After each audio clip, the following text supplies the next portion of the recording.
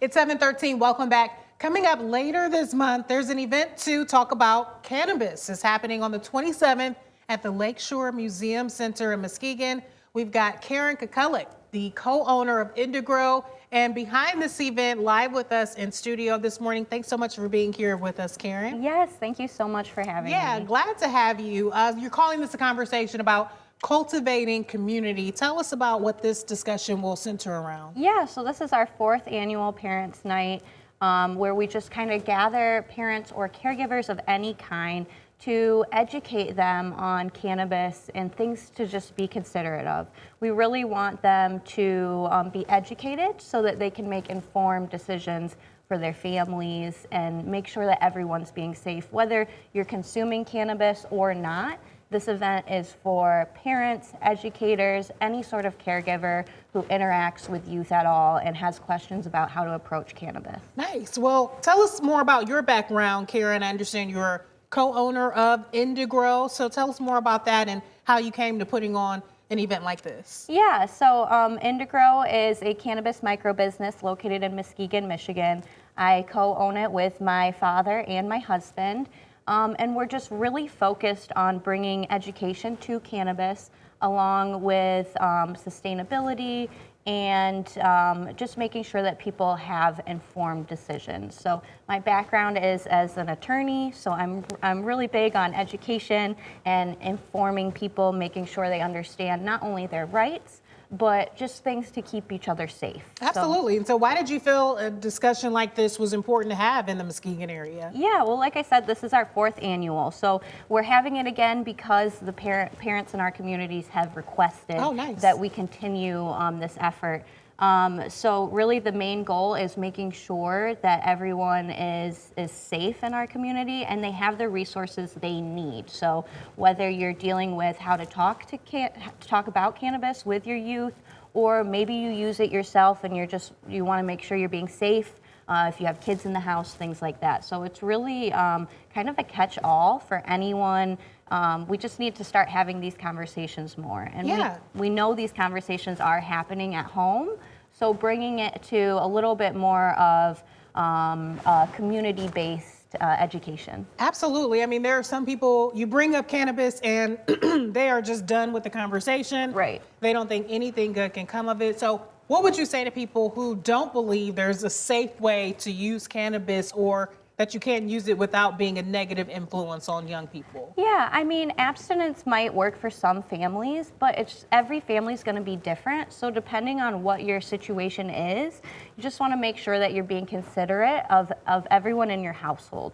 So that's really the main goal here. Make sure if you are using cannabis, make sure that it's secured safely so that it can't get into the wrong hands. So really just a plethora of issues that we want to touch on and make sure people have those resources to continue those conversations further on. Yeah, and you're helping with that specifically at your event on the 27th, offering these free lock bags. Tell us more about these, Karen. Yeah, so this is something that we partner with the Muskegon Health Department on. We give away these free locked bags all year round, but specifically at this event as well. They're just for anyone in the community who has cannabis and wants to make sure that they're locked up. So it's just a zipper bag, comes with a key to lock down the zipper. Once it's locked, you can't open the zipper. Okay, perfect. You know, this isn't the only method to keep things safe, but it's just something that we like to hand to people if they don't have anything else, or if just to get you thinking about, hey, you know, maybe don't keep those gummies on your bedside type thing. And just be more responsible about it. I love that you all are actually providing ways to do that. I also love how simple it is. You know, some people feel like maybe I've got to get this expensive lockbox or, you know, something that requires a code or a fingerprint. This is just a simple lock and key. Exactly, yeah. And like you said, you can get complicated, you can get fancy if you want to, but if you don't have, you know, the means to, this is just something you can pick up for free to make sure that cannabis is kept in the hands that we want it to be in. Yeah, absolutely. I mean, I'm sure this will be part of the conversation as well, but what would you say to people that say nothing good comes from cannabis use, marijuana use? I mean, you're talking about this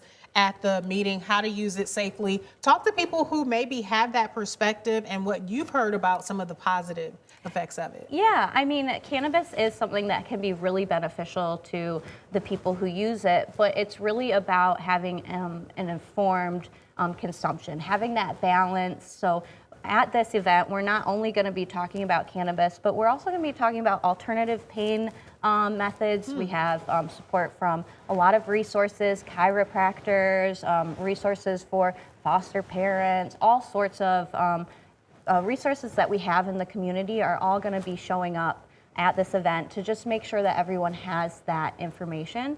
And, you know, we're not saying that you have to use cannabis or that, you know, don't use cannabis. We're not trying to tell people what to do. We're just trying to give them the resources so that whatever decisions they're making, they can make sure that it's safe for the rest of the family as well. Absolutely, makes sense. So what am I leaving out about this conversation that you want to be sure people understand before your event coming up on the 27th? Yeah, so we have a lot of great things that we're doing. We're giving free pizza away. We have free childcare at the event. Nice. That is limited, so if you need childcare, make sure to pre-register as early as possible so that we do have a space for your child.